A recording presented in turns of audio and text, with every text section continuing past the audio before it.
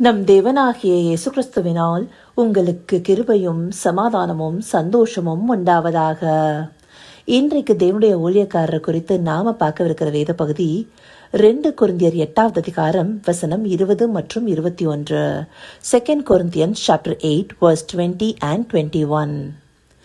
எங்கள் ஊழியத்தினாலே சேர்க்கப்படும் இந்த மிகுதியான தர்மபணத்தை குறித்து ஒருவனும் எங்களை குற்றப்படுத்தாதபடிக்கு நாங்கள் எச்சரிக்கையாயிருந்து கர்த்தருக்கு முன்பாக மாத்திரமல்ல மனுஷருக்கு முன்பாகவும் யோக்கியமானவைகளை செய்ய நாடுகிறோம்.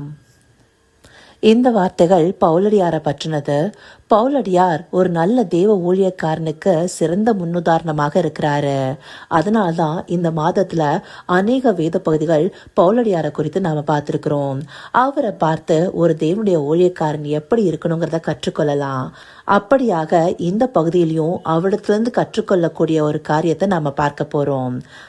இந்த வசனத்துல எங்கள் ஊழியத்தினாலே சேர்க்கப்படும் இந்த மிகுதியான தர்மபணத்தை குறித்துன்னு சொல்லப்பட்டிருக்கு. அப்படியாக அவருடைய ஊழியத்தின் மூலமாக ஒரு குறிப்பிட்ட தர்மபணத்தை அவர் சேர்த்து கொண்டிருக்கிறாரு. இது எதற்காக? எருசலேமில் உள்ள சபைகள் வறுமையினால வாடிக்கொண்டிருக்கு. அந்தப்படியான சபைகளுக்கு அவருடைய ஊழியத்தினால உண்டான தர்மபணத்தை கொண்டு போய் சேர்க்கிறாரு. இங்க சேர்க்கப்படுகிற தர்ம பணம் மக்கதோனியா நாட்டில் உள்ள சபைகளால கொடுக்கப்பட்டதாக இருக்கு. அந்தபடியாக பவுலடியார் மக்கதோனியா நாட்டில் சென்று செய்த ஊழியத்தினால ஏற்பட்ட தர்ம பணத்தை அவர் சேர்க்கிறாரு. அவர் இதை தனிப்பட்ட விதத்துல தான் மாத்திரமே கையாளாம இதற்காக தீத்துவையும் மற்ற சபைகளால அங்கீகரிக்கப்பட்ட இன்னொரு நபரையும் சேர்த்து இதை செய்யறாரு. அப்படியாக தன்னுடைய ஊழியத்தினால ஏற்படுகிற இந்த தர்ம பணத்தை தான் மாத்திரமே கையாளாம இதை நிர்வகிக்க மற்றவர்களையும் ஏற்படுத்துகிறாரு. இந்தபடியாக அவர் தன்னிலையாக செயல்படாம மற்றவர்களையும் இந்த ஊழியத்துல நியமித்து இத தேவனுக்கு முன்பாகவும் மற்றவர்களுக்கு முன்பாகவும் யோக்கியமாக செய்யணுங்கிறதுல மிகவும் கவனமாக இருக்கிறாரு. அந்தபடியாக ஒரு நல்ல உக்கிரானக்காரனாக அவர் நடந்து கொள்கிறாருங்கிறத இந்த பகுதியின் மூலமாக பார்க்க முடியுது. அதையே இந்த வசனத்துல இந்த மிகுதியான தர்ம பணத்தை குறித்து ஒருவரும் இவங்களை குற்றப்படுத்தாத படிக்க எச்சரிக்கையா இருக்கிறாருங்கிறத குறித்து சொல்றாரு. இப்படியாக அவர் ஊழியத்தினால சேர்க்கப்படுகிற தர்ம பணத்தை எருசலேம்ல வறுமையில் இருக்கிற சபைகளுக்கு கொடுக்க மனதா இருக்கிறாரு. பவுலடியாரே அநேக நேரங்கள்ல பசினால வறுமைனால தரித்திரத்தினால இருந்திருக்கிறாங்கிறத அநேக வேத பகுதிகளில் பார்க்கிறோம். அப்படி இருக்கும்போது அவர் ஊழியத்தின் மூலமாக வருகிற பணத்தை தர்மத்திற்காக உபயோகப்படுத்தவும் மற்ற சபைகளுடைய குறைச்சல்களை சந்திக்கவும் அவர் முற்படுகிறாரு. இது சுயநலமற்ற ஒரு செயலை காண்பிக்குது இல்லையா? ஏன்னா இந்த நாட்கள்ல ஊழியத்தினால வருகிற பணத்தை அநேகர் முதலாவது தங்களுடைய தேவைகளை சந்திக்கிறதுக்காகவே பிரயோகப்படுத்துறாங்க. அதற்கு பிற்பாடே தர்ம காரியங்களுக்கும் மற்ற காரியங்களுக்கும் செய்கிறவர்களாக இருக்கிறாங்க. தன்னுடைய அடிப்படை தேவைகளை சந்திக்கிறதுல தவறில்லை. ஆனா ஆடம்பர தேவைகளையும் சந்திக்கிறவர்கள் அநேகராக இருக்கிறாங்க. அப்படிப்பட்ட ஊழியம் அன்றைக்கு நடைபெறலையே. பவுலடியார் எழுதி கொடுத்த நிருபத்தை வாசிச்சு அதை பிரசங்கிக்கிற அநேக ஊழியர் அவர் எந்தப்படியான வாழ்க்கை முறையை வாழ்ந்தாருங்கிறத மறந்து போயிடுறாங்க. இப்படியான ஒரு அவல நிலை இன்றைக்கு அநேக இடங்கள்ல காணப்படுது. ஊழியம் உண்மையாக செய்யப்படணும். ஊழியம் தன்னலமற்றதாக இருக்கணும். அது மற்றவருடைய தேவைகளை சந்திக்கிறதாக இருக்கணும். அதற்கு முன்னுதாரணமாகவே பவுலடியார் இங்க இருக்கிறாரு. அவர் நல்ல உக்கிரானக்காரனா ஊழியத்தினால உண்டான தர்ம பணத்தை மற்ற சபைகளுடைய குறைச்சலுக்காக உபயோகப்படுத்துறாரு. ஆனா இந்த நாட்கள்ல ஊழியக்காரங்க தங்களுடைய ஆடம்பரத்துக்கான சில காரியங்களை மையப்படுத்துகிறவர்களாக இருக்கிறாங்க.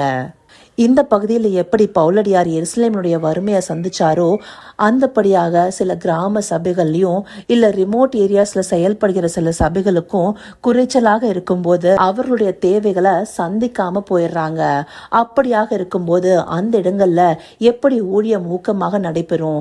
அநேக கிராம ஊழியங்கள்ல இல்ல உட்புறமான பகுதிகளில் செய்யப்படுகிற ஊழியங்கள்ல தேவைகள் சந்திக்கப்படாம இருக்கு. சில அத்தியாவசியமான தேவைகள் இருக்கு.